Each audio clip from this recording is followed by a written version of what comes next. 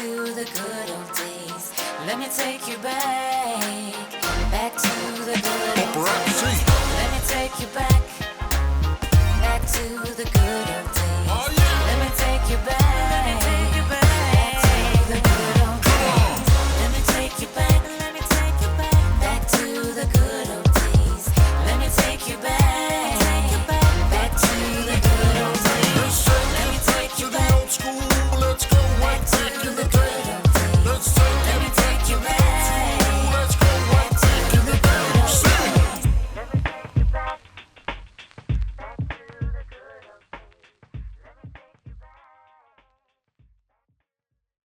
Toi whatalofa atu sa moa I lau sila mai moa. Ni samboravinaka ke munisaka na waikanda mai viti. Tina koutou, kia ora mai tātou katoa.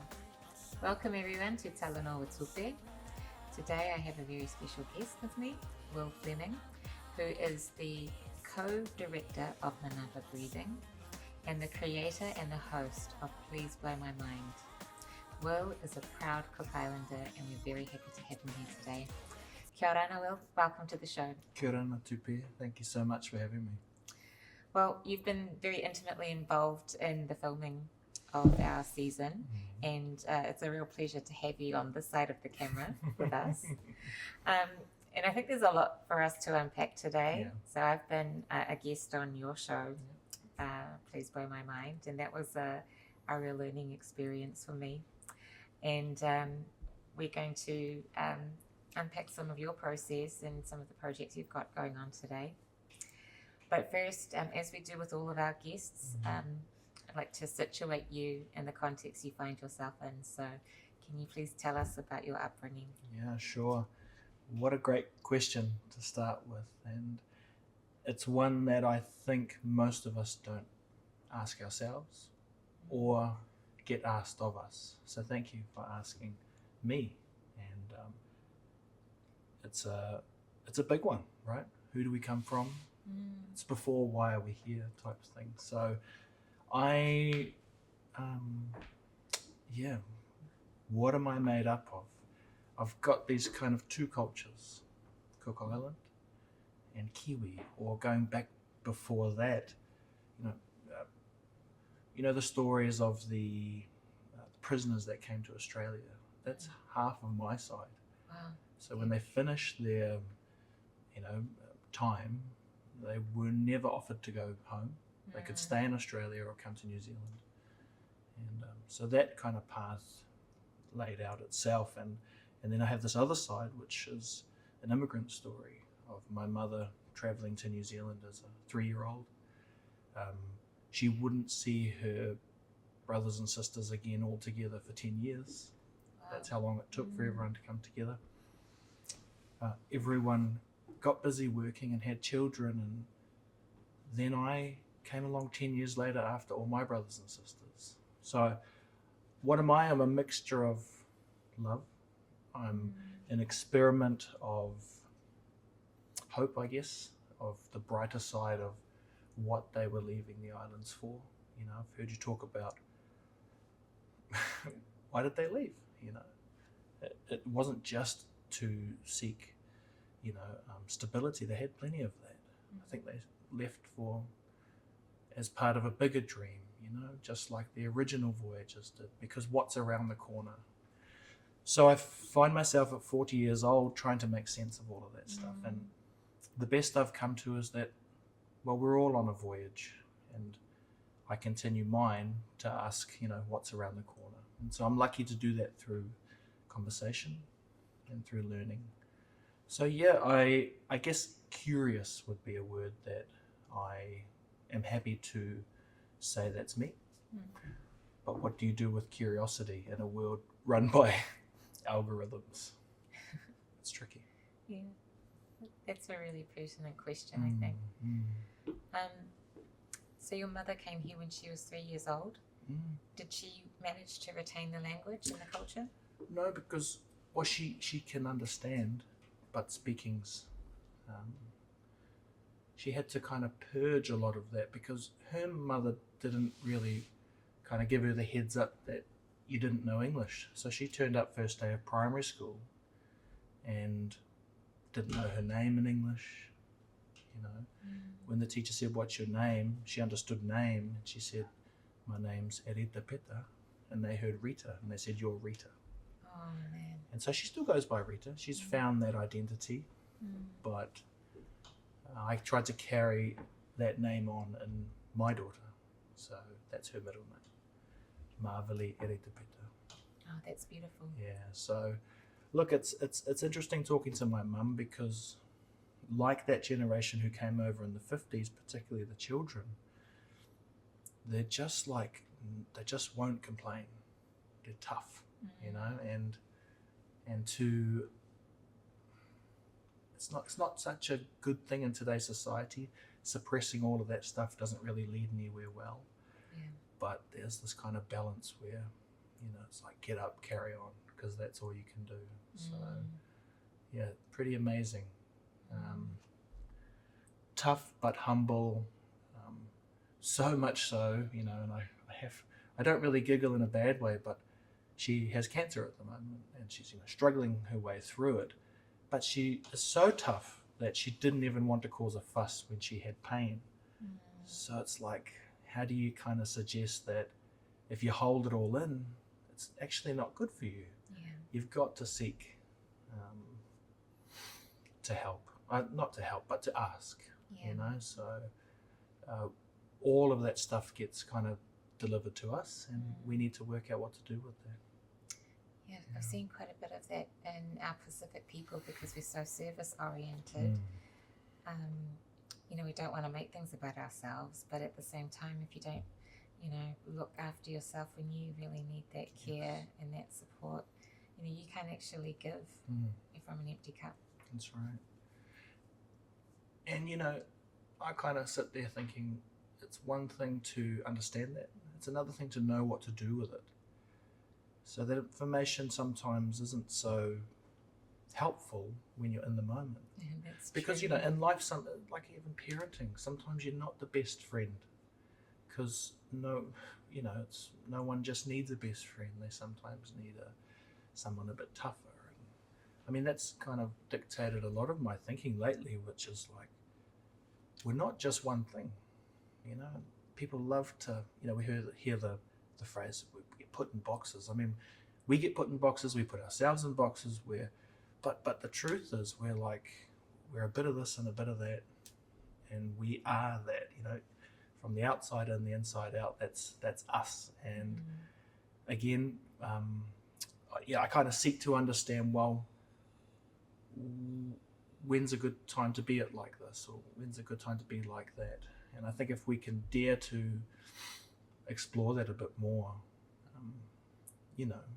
you might get to the other side of these buzzwords we use, not buzzwords, but the words in life we use, like mental health, when we just box it again, like it's not one thing, it's many variations. So, I probably am guilty of opening up too many ideas, but I kind of refer to it, that's one of the gifts that my mother and my father and their parents gave me, is I wasn't burdened with the obligation of, this is what you're going to be, but I was burdened with, if you're going to go out there and learn, you better do something with it. I just relate to everything you said on so many different levels, and particularly what you said about boxing ourselves in. That's been a real journey for me. I'm turning 40 as well. But just, I think that was a really big learning, that we don't have to just be one thing, that we are multifaceted. And I think that is something society puts on us.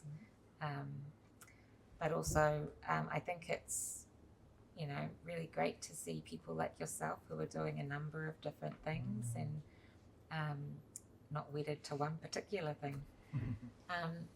So can you tell us a little bit about the podcasting, and how did that all start?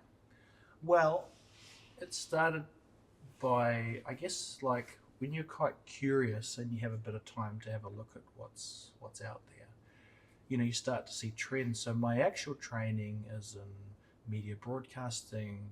That was my job, behind the scenes, editing, camera, directing, all of those things. But like, I don't do that well if one, there's a really old structure that you have to stick to, unless I'm constantly reassured that it's worth sticking to. Like, I'm a bit of a fan of trying new things, and I know that's scary for a lot of people, but I think that's what we're kind of saying when we say be comfortable with the uncomfortable.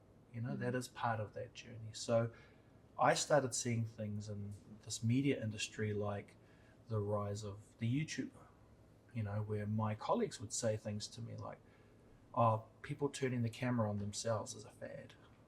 And I'd be like, I don't think so. I don't think so. And they'll say, well, sure it is. People love TV. And people do love TV, but you can clearly see by what we're doing. We are, professionals in multiple areas, but now we're doing this thing. And I kind of decided to kind of follow that. So where's that led me? It led me down starting my own podcast. That was, I think the first big podcast started really gaining momentum when mobile data came to phones, and you could listen to something on a bus other than a radio station. That's what it was for me, to get to work back around 2012, it's 30, 40 minutes. That's perfect time. You could listen to a podcast, and then you realize that they're just people talking. And then I thought, well, I could do something like this. Maybe the kind of thoughts that people just before us had about karaoke. I'm like, I could be a singer. And then what happened was that it quickly got really interesting, because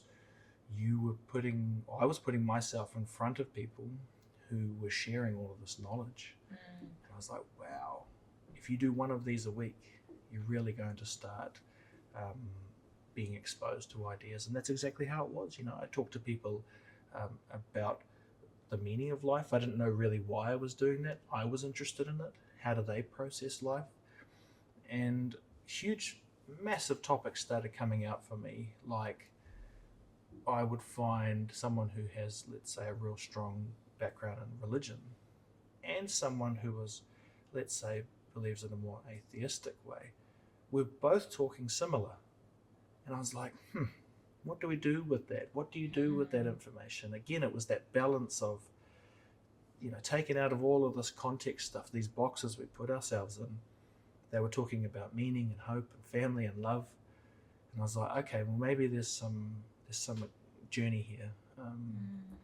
And I mean, I'm still on that. I don't sit here in 2021 saying that I have it all together, but definitely I knew that was for me. So the investment I made was just kind of hundreds of hours of either sitting like we are now, or working out how to record a Skype conversation. Now that's more like a Zoom conversation.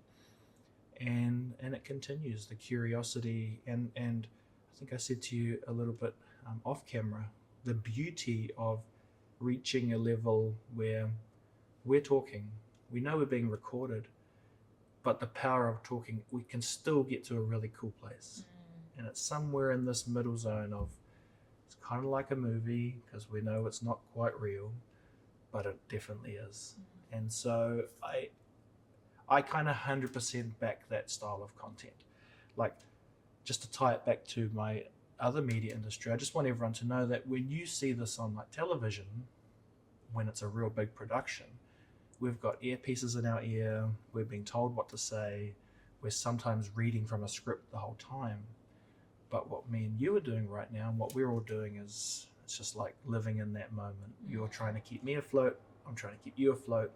And when we arrive together, I mean, I think that's the human experience, you can imagine our ancestors doing that through various ways. And so, yeah, that's very exciting for me. And I think it's actually very cutting edge in the world we live in, where a lot of, all of us are, being encouraged and, being suggested to that this way of online living is the future. And it's like, yeah, maybe it is, but so is this. So is that honest conversation. Yeah. One thing I really appreciated about being on your podcast is that, you just go into it. It's like two people with genuine curiosity, getting to know each other, and we both go into it with nothing, and it's pretty much a 50-50 conversation. Yeah. Yeah, like, does that ever get kind of nerve-wracking, like when you go into Absolutely interviewing someone? Yeah, well, it's a couple insights I've had is,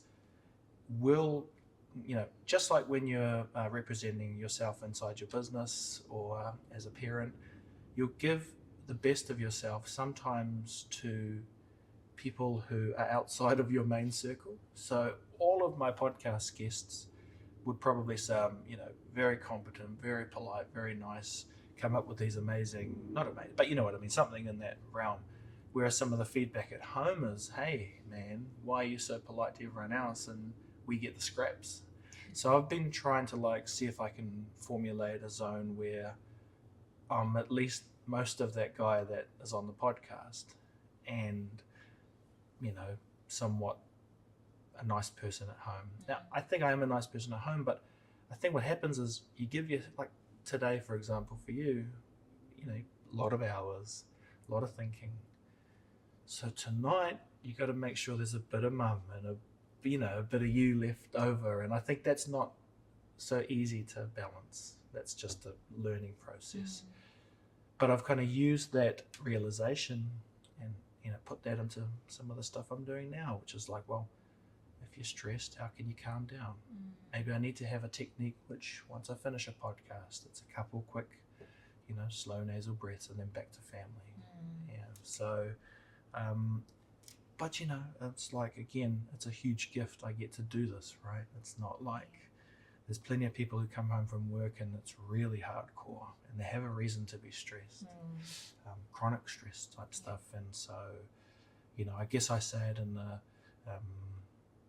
still get to pinch myself that we do it as a job or part-time job. It's a privilege. Yeah, definitely. Yeah. And it's an honor, and I always say it to you whenever I see you, it's like, there's not too many of us doing this, but one day it'll be like obvious, that to own your own narrative, you have to be an expert at speaking it. Yeah. How long has Please Blow My Mind been going for, and how did you get started? It's a good question. Monica, my wife, will say like 1,000 years because, I'm in the garage or I'm out doing a podcast. But I gave it a count recently. It's about 120 episodes long. So it's one a week. So 120 weeks. It's really hard as a podcaster to kind of count because your measurement is, I need to get a podcast up for the week. And particularly now that there's a TV version of it on Audiana TV during COVID and all of that stuff, you just really live by week to week. And I suspect there'll be some research one day that says podcasting is good for you in multiple ways, but one of the ways might be that it keeps you in the now. There's not really, I can't really go back and listen to too much stuff because I'm too busy trying to make something for next week. So about 120 weeks old, but I've had multiple kind of podcasts over the years, and each one is quite interesting. You record it, you edit it, you upload it. So there's this whole process that you go through. And I don't know if I've got a good answer as to why I like it so much. We maybe talk briefly about there's a bit of connection there. I think we all know that, emotionally, spiritually, even scientifically, you need that. And you cannot live without it. Like, you literally can't. You need that. I actually learned a fact about that the other day, that human connection suppresses this one kind of hormone in your brain that if you don't have enough human connection, it goes off and it starts making you feel really bad. It's one of the most powerful triggers. And to turn it back off, you need to be around people. It's something that I think when, let's say there's a world where everyone's able to go outside properly again and travel, I think we'll be servicing more than just, the businesses. It'll be like a human thing, something like that. So, yeah, people ask all the time, how do I start a podcast? And it's like trying to say, well, it's like the same question as, hey, how do I put a car together? It's like, well, do you need a car? Maybe you should walk. But Very encouraging. the number one thing I do say is having the conversation is the best bit. Your job is to structure your podcast around how to get all the technical stuff out of the way. So make sure you're not scratching your itch that you actually just want to buy a cool camera and a cool microphone or a cool TV show. Make sure it's about that connection, because you get way more out of that.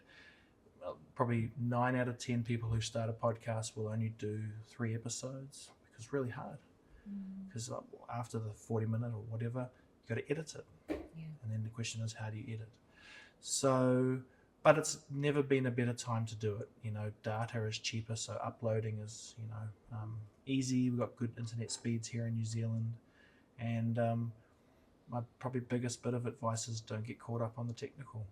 You know, if you want a podcast and you don't have any technology, just sit down and have the conversation and do 10 of those as training. And if you really love that, then borrow someone's phone and just record like we are now. Yeah, so I guess what you're saying is do it for the right reasons. I mean, yes, don't get me wrong though, you know, people want to do the trendy thing and that's cool. But, I'd have in your mind, try and get to 10 podcasts. That's, if you do it for an hour, that's 10 hours of doing podcasting. And you'll definitely know if you enjoy it. Yeah. So you've done 120 now. What's the number in your mind? I thought it would be 1,000, but I have to give myself permission to...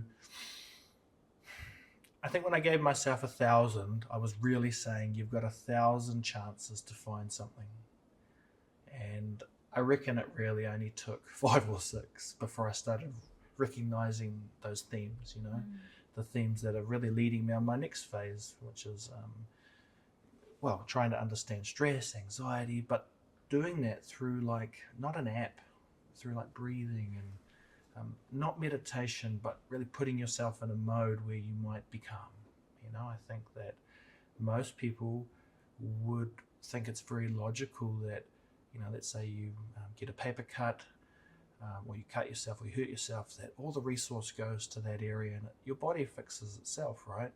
Your job consciously is get everything out the way, put the plaster on it and don't be silly and let it heal itself. And I think that is the secret to everything else. If you extrapolate out, mental health and mental wealth and all of that stuff, it's there's a term homeostasis, and it's just where the body and mind are synced and it's happy and it doesn't have to do any more in or out.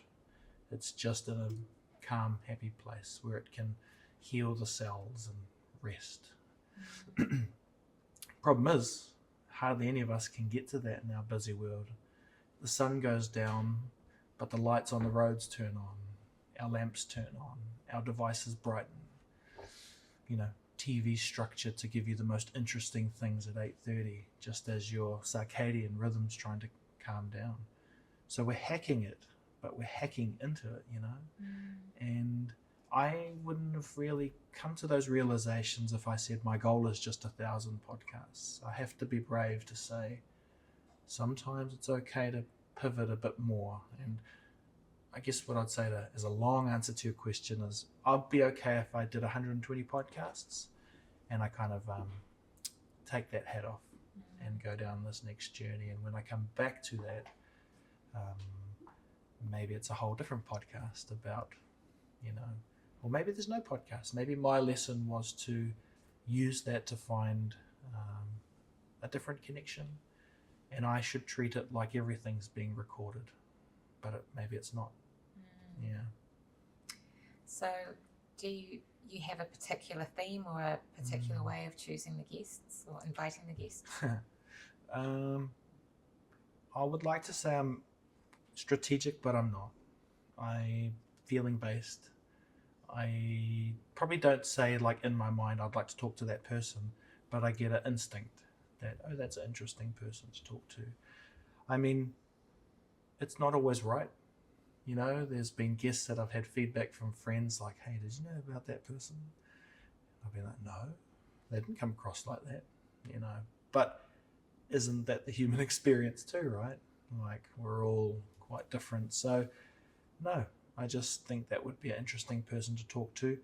And then I'm brave enough to just send an email out. And probably 99% of the time, people get back to me. Even the people you wouldn't expect would. You know, we kind of assume that someone who we look up to is too busy. I mean, I guess there's really busy levels, like, you know, kind of politicians or something who their time is planned, but you can still even get there, you know, just sending an email. It's one of the good things about being so connected. You know, and my secret is I just email it like I would say it. Right. You know, hey Jacinda, before she was Prime Minister, you know, I did 2 podcasts with her. And everyone's like, you're going to get Jacinda back on? I'm like, well, maybe not, because I would just be doing it to say I've talked to the Prime Minister. But I already have, twice. And I remember in the first podcast, I said, so Jacinda, if one day you're the Prime Minister, can I come and hang out? And she's like, oh yeah, cool. But I mean, that's before she actually became Prime Minister and had you know, it must be a mega job. So I'm like, you probably don't need another person wanting 5 minutes, you know? In fact, maybe once everyone's not doing Jacinda Mania, that's when I might send the email, you know, and follow up and say, tell me about that time. Yeah. That's what we don't do, you know? Sounds like you come from a real place of authenticity and people respond to that. I mean, I'd like to think so, you know? It's not like, it is self-serving in a way because I've learned so much from the people I speak to. But that feels right to me. You know, I'm trying to learn how to balance that though, you know? It's not good just being everyone's friend and being the nice person. I've got to find that balance again where, yeah, you can offer the value, but everyone moves forward, you know, collectively. So, yeah, but I mean, what other way is it? Can you go without just being yourself? I don't see any other. It's pretty exhausting not being able to be yourself. Yeah. So maybe short term, you know, I'll tie that back into some of the stuff I'm doing now. You could probably pretend to be something you're not, but you'll be adding in, you know, extra fight or flight into an already pretty stressful environment. And we know when you do that, you know, your immune system is not working as good as it can be because you're, you know, not stressing it in the right way. Probably won't be sleeping that well if you're not being you. And if we talk about that homeostasis zone, or the zone where I imagine our ancestors before they took their voyage were often in that place. We kind of think, oh, the warrior nation, like, I bet they were more like what we think about the ancient meditators from the East. Calm, you know, not wanting for anything else outside of, you know, what they've got. Like, truly authentic, kind, fair. Yeah. I'm sure they would have had to have a lot of techniques because they were much more reliant on nature and the natural cycle of things. Yeah, like I was learning something the other day about why. The question was, why do we sleep? And it was, well, you know, back before we could turn a light on, it was real dangerous to walk around in the dark. So the body had to find a way to do something, you know. So you're quiet, you're still, you can hide, and you can sleep out that time, you know. So it's quite beautiful, really, how even sleep in general, you think about our ancestors, just like the sun goes down, you could look at the stars for a while and then roll over and go to sleep. Think about us, we're thinking about tomorrow, work. What are we going to be doing? What am I going to be wearing? It's a lot. It's a lot. So, yeah, we need to work really hard now to adapt and use a bit of the future and a bit of the past. Yeah. So all of these sort of medical terms and things you're referring to, the states of the body and states of the mind, is that connected to your master's study? Yeah, so I mean, what the master's is allowing me to do is put some of these kind of will ways of thinking into a bit more robust ideas. So I mean, like, I'm really early days into it, but already it's like I've been thinking about these things for years because I've been podcasting and now I'm able to say, hey, that connects with that, and so does that. And then I'll go find the research paper and try my best to read through that. If I'm honest, I'm way better at watching a movie than I am reading a book. But this is my journey now. That's what I have to do. I've gone down that path. So, I will then, I think, return to trying to be an expert at explaining it, but not to others, to myself, and if others are interested in wanting to have that chat. Just like that conversation in a podcast. It's a 50-50 split. Not interested to hop up on a stage and talk about that stuff. I'm more interested in, seriously, how do I give the best of me at home and in the world? And if I can solve that just for me, I think that's a more, a more fair way to, like what you're doing with your show. It's like, it's fun for you, but it's fun for everyone in the room and fun for everyone watching. Win-win-win. Well, if you solve that problem of how to give your best to the people who are closest to you, I think you'll be helping a lot of people. Look, this might haunt me, but I think I already have. Do tell.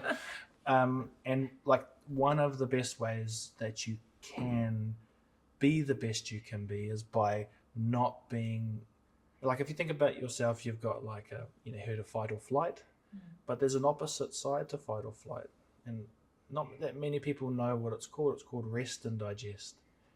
And I think it's a really interesting term, because the digest part, I think, what are you talking about? But when you're fight or flight, your body is like, well, your body and mind are just working out, how do you get away from that danger? So it's not worried about your well-being. It's not worried about what you're doing tomorrow. It's just like, get away from danger. And it starts not turning off, but suppressing other awesome things in us. We have these systems, like reproductive system, digestive system. It's like, it's turning them off, and it says, get away from danger. And that's all good if there's like danger chasing you. But if it's just that you're having these constant bad days and this repeating cycle of, I can't be nice enough, or I'm not good enough, it goes nowhere good. So, what kind of blows people's minds is the fact that when you breathe too quickly, that's how you get into danger. And it makes sense, right? Big scary thing in front of you, chasing you, you're going to be breathing fast. And so the opposite is the solution. How would you not breathe like that? We'll close our mouths and we'll breathe so we can't hear ourselves. And then we start going back into that other zone. So it is that simple. Now, that doesn't mean it's easy. You still got to capture the chaos going on and breathe through it. And that might not feel fun, but that's the answer, at least for the short term. Get yourself out of fight or flight, re-enter rest and digest. And then, you're supposed to do that with your family and chill. Well, so in the last segment, you were talking about rest and digest, which is the opposite of fight or flight. And one of the things you mentioned was that when we are scared, we tend to breathe quicker. And so the solution to that, if we want the opposite effect, is to breathe slower. Yeah. Can you tell us a bit about that? Well, I love how you just said that, because that's like, we could wrap there and that's it, and I really want people to remember that. It's not like a secret book that you need to be part of, but it is knowledge you need to know, and it's knowledge our ancestors knew, and actually collectively humans up until 500 years ago breathed slower. They breathed more through their nose. So to give you an example, most of us, I think up to 80% of us in this modern awesome world, breathe about 10 to 20 breaths a minute. And we don't really have to put that into much context. All we need to know is that traditionally people breathed at around 5.5 breaths a minute. And so they breathe faster when the pressure's on, but they were much calmer. And that's less breaths in, breaths out. That's less work for the body to do. And that's more time for the body to heal and, be prepared for the true fight or flight moment. So when we talk about slow breathing, we talk about breathing that's not shoulders moving, chest moving. One of the things that's interesting is when a child goes to the doctor, they say, take a deep breath. And you can imagine it, the child starts inflating the lungs, from the top. And actually you want to be not moving up top and feeling your tummy gently opening. That's a good signal because, there's that diaphragm in us, that breathing muscle that doesn't get used if we're doing these. We can kind of think that's a way of breathing that's not healthy. Think of someone gasping for air, short and sharp and not good. So we want to breathe slow and deep, and that's kind of this amazing gift that we were given, and it really is a gift. Breathing is something that happens on its own, but also you can take control of it, and you can't say that about too many things. I think it's breathing and blinking. You can practice blinking on your own, or you can just let it take over. And I haven't quite worked out why we blink like that. Maybe it's so that if there's dust, we can, quickly close our eyes. But breathing is one that we hardly ever take control of. So just to be clear, if you're feeling anxious, take control of your breathing, because it's an active way to bring you out of that anxiety. So tell us how Manava Breathing started. Well, it's a COVID startup. Oh, okay. So my friend Gareth and I, we were catching up during COVID online, and I said to him, I'm starting to see a lot about this breathing, and I think we should explore it. He's a health and fitness person, and I'm kind of more interested in community wellness.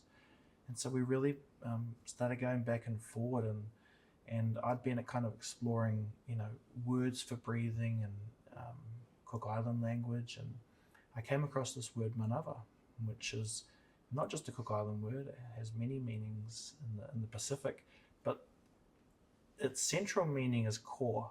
And I thought that was a really interesting clue, because the core is your diaphragm, and that's actually the key to calm. So I really like that word because, two reasons. One, my Palangi dad can say it without, me trying to correct him, and it's a nice cultural word, so Manava. And so we started Manava Breathing with the hope that we would go on this breathing journey together, help athletes, and help community. When I say help, support by the knowledge, to know that it's the slow nasal breathing. Manava quickly turned into a bit of a movement, really. We built an app that's free to download. You can follow the rhythm.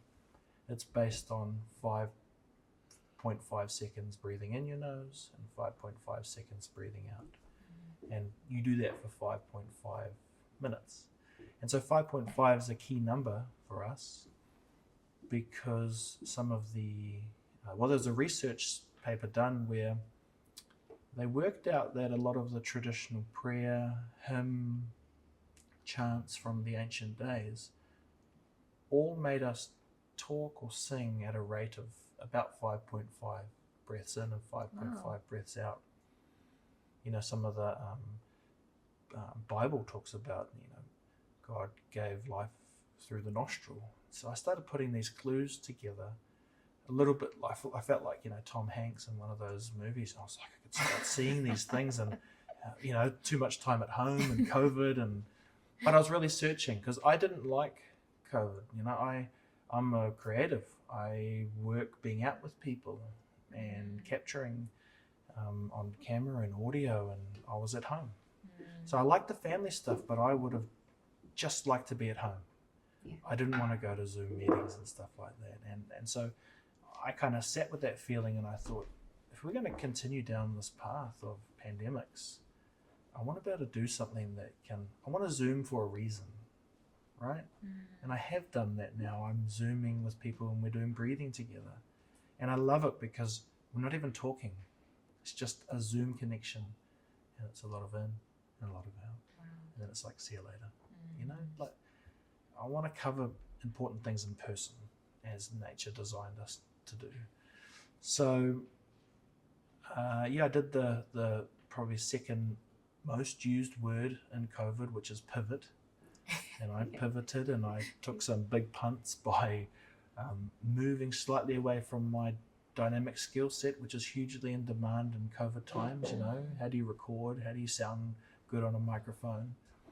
And, you know, probably counterintuitive short term, but long term, I'm betting all on human. You know, none of the stuff that we have here today really counts for much outside of its archival purpose. You know, this is great. These are our rock drawings now. We'll capture these for our families and whatnot and get those forever. But I think the true knowledge is what we've been talking about. You know, how do you talk to someone properly? How do you breathe yourself calm? How do you identify stress and all that stuff? So, Manava Breathing as a COVID startup. Still think it's not hilarious, but a little bit hilarious, because who starts a business during pandemic? And I think someone who's curious and sees an opportunity to listen. You know, I don't like that COVID attacks your respiratory system, particularly if it's not strong. And I don't hear people trying to answer that. I hear people saying, how can we keep you safe? It should be, how can we keep you safe and build your respiratory system so that if the virus gets you, your body's in the best chance to fight it. And we do that by breathing in a way that can support, you know, just like that paper cut. Because for people who have a strong respiratory system, it's harder for that virus to get you, you know. So if you ask me what the big vision is, I want our Pacific breathers to be the best, our Pacific people to be the best breathers, you know. And they were. Actually, they were. Our noses, I've read this, are perfectly designed for breathing. The European nose is long, and it's like that because of the cold.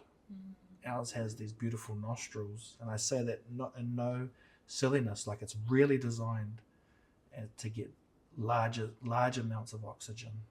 And I mean, that's the key. It really is the key. You know, if you look at how elite, you know, like SAS, you know, the people who we trust when it all really goes bad, that's their three things on survival is, what is it? So food is last. That's 3 weeks without food, 3 days without water, 3 minutes without air. Wow. And that's their rubric on their measurement on survival. And so it's like, you got the best function right here. And that's what I want to celebrate. Yeah. That's cool. I mean, just the other things you mentioned as well, because we're going to delve into this in another episode with another guest, but our bodies were designed to go without food for a long time as well. Absolutely. And they really were, eh? You know, like, we're not designed to have everything all the time. And that includes happiness, you know, you're supposed to just have, you got to be stressed, you know, and good stress, like going to the gym, we all agree is a good stress. You know, not always agreeing with your partner, because it's not my way or the highway. It's supposed to be a negotiation. And when you get through that relationship makes you stronger. It forms a bigger bond, and I will trust that the rest of my journey is around that, is how do you go within those states on purpose and automatically. Yeah, so it's like a little bit of connecting mind body, but I think we got this, you know. Pacific Māori, that was the foundation, and it's a little bit forgotten because algorithms got too fast and took over too many little jobs, but yeah. So in terms of next steps for you, what are some of the big projects that you have coming up? So Masters, that's a huge one, real huge. I have to, because I don't have a strong academic background, I've got to keep a B average to stay in it. So that's a short-term stress that I'm trying to negotiate. But I still deeply enjoy the creative side. I've been pitching TV shows, and we're making a wrestling show soon. So a Pacific-based wrestling show, which shows that our athletes can be more than, you know, the Jonas on the wing. That you can be like The Rock, you know, and that there's more for you. And I guess the key thing with the lead wrestler that I'm building the show with, Aaron Henare, who wrestles professionally in Japan, is he owns the IP with us. And so it's like, it's not even that, like Jonah kind of didn't own his IP. Maybe he did, but you know what I mean? It's like 100% the right people are in control. And you know, there's scary risks there, but I think one's worth taking, that we all own the rights to be us, you know, and people can rent that off us, and that's the way it should be. So that's coming up, and you know, have a busy young family at home who require that time from me. So as my kids come into, you know, 15, 16, 17, that next phase, I need to be available for them and still learn myself, you know. Part of my challenge as someone who's been lucky enough to explore is, you know, like I still feel really young at heart because of that. And I'm just trying to grapple with what's the right time to kind of grow up. What do you even need to? I mean, Well, I don't know.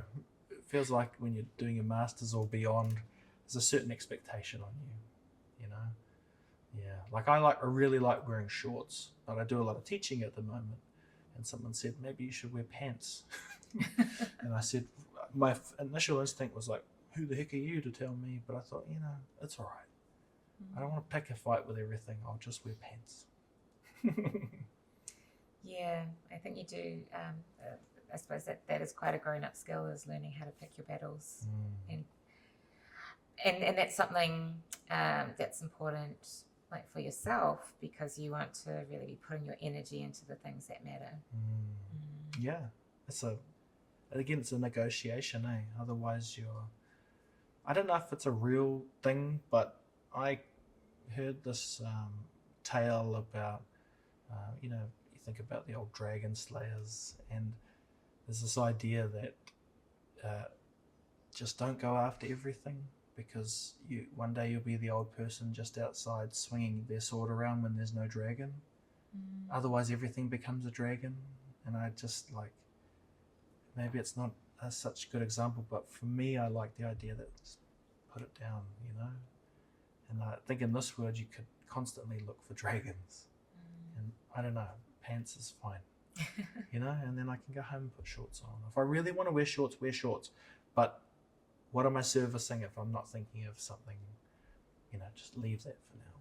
And it worked great, you know. Everyone looked at me like I was a lecturer. Okay, time for quick fire questions. Awesome.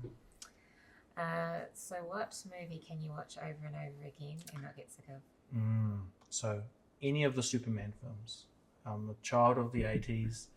I love me some Christopher Reeve. Yeah. I still believe he made a huge impact on me, but he made you really, you know, the tagline was, you'll believe a man can fly. You know, you believe someone can fly. And if you look at it, it's cheesy and it's like Jaws, you know, no one finds that scary if you're young anymore, but in those days it got you. You really believed it. And I'm fascinated with that. So, and he still looks like Superman to me. So yeah. He's a real life Superman. Yeah, that's right. Yeah. And just, you know, I think I really identified with the Clark Kent character, and you know, even now, look, there's an argument that I'm trying to dabble between which one are you? And he battled with that.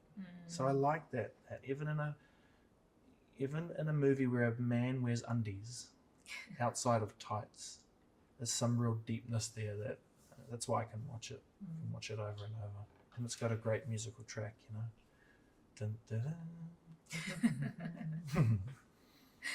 So who would you get to play you in a biopic about your life? I'm not going to say Denzel, because everyone on your show says Denzel. Who would I get? Oh, probably someone like Antonio Banderas. Oh, I can see that. Yeah, I don't know. No, when I was a bit younger and I was playing rugby overseas, people would say, "What are you?" Because it's not so obvious when you look at me, you know. So yeah, maybe a few kgs less, a bit like Antonio Banderas. Nice one. Okay, so if you had to do COVID lockdown again, where in the world would you choose to be? I'd probably go to the Coromandel and just set up everything with my mum and dad, bring all the family together, and I'd start that bubble right from the beginning. Yeah.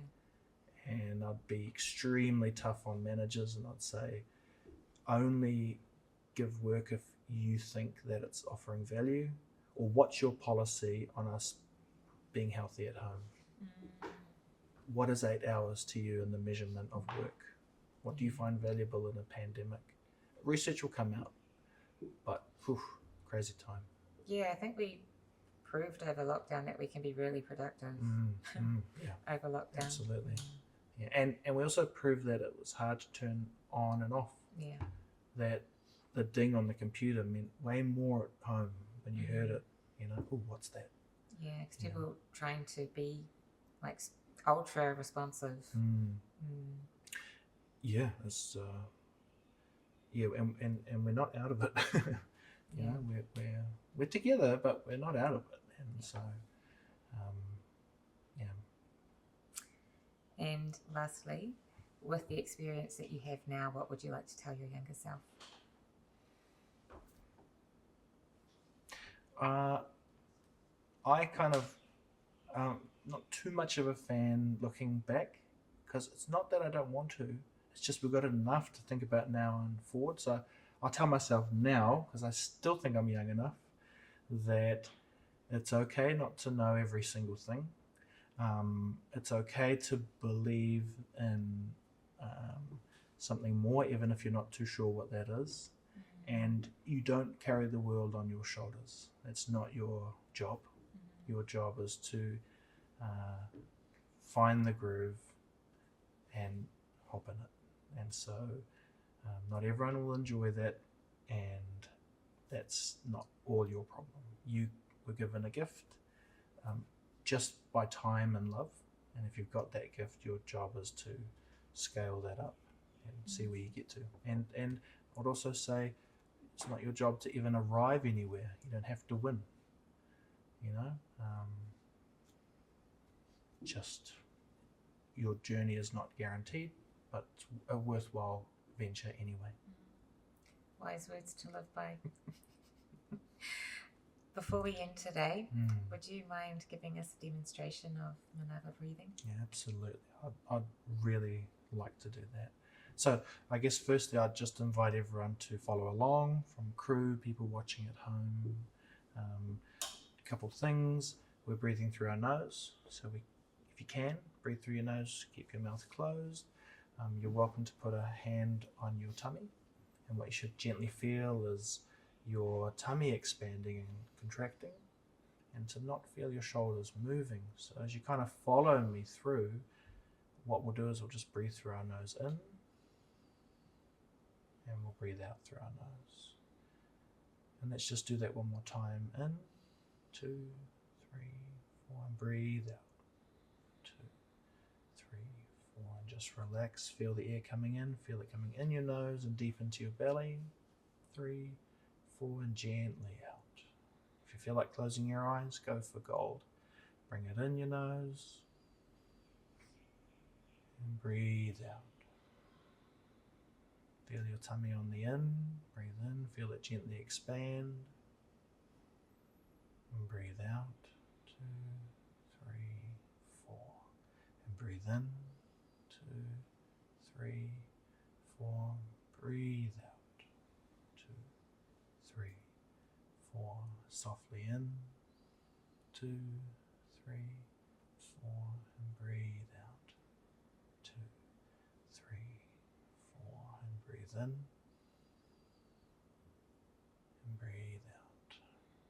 Last couple. Softly in. Feel the calm. And softly out. And if you open your eyes, welcome back to bed. We went on a journey. I definitely did. Yeah. But you know, it is that, and it's that whenever you need it, and that's you have all your senses working. The gift of touch. You feel yourself. You breathe in. You feel the air going in. So you're doing all of the above. You're meditating. You're mindful. You know, you might be connecting with anything, but it's nothing more than just slowing it down. Mm-hmm. I like to kind of say that if you're not talking, eating, or drinking, have your mouth closed. When you're in the car, just breathe through your nose. When you're at the office, breathe through your nose. Mm-hmm. When you're asleep, try to breathe through your nose. And if you can't, you know, we got solutions for that. And it's really hard for a lot of people to breathe, not have their mouth open at night. Because, you know, our jaws are not like our ancestors. They chewed a lot of food that made their jaws strong, you know, big square nice jaws. Even our children now are having problems with teeth. I'm one of those, you know, don't have these big strong jaws, so we have to deal with it. We can keep our mouths closed in other ways, but it's the one time that it's good to keep your mouth closed. Everything else speak to the world, but when it comes to breathing, it really is the power of the nose. So, yeah. Well, thank you so much for sharing that technique with us. Absolutely. It was something that I really needed after a big day. So, and I'll definitely be putting that into practice. Absolutely. And thank you for all of your insights and all the wisdom that you've shared from the many conversations that you've had with interesting people. Thank you. It's still more work to do, but it's a win-win. We get to share, like you said, I only got here by talking to people. It's quite mind-blowing, but thank you for having me on your show. Thank you.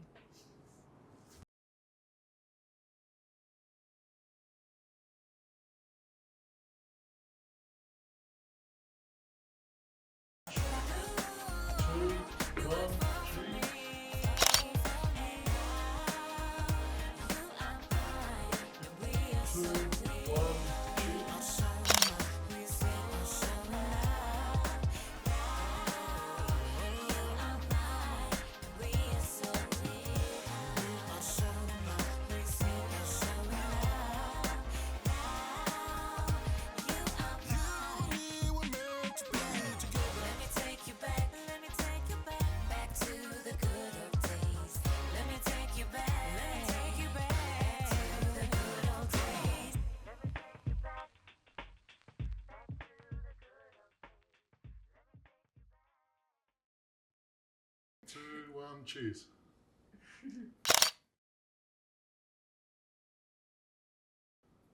Thank you.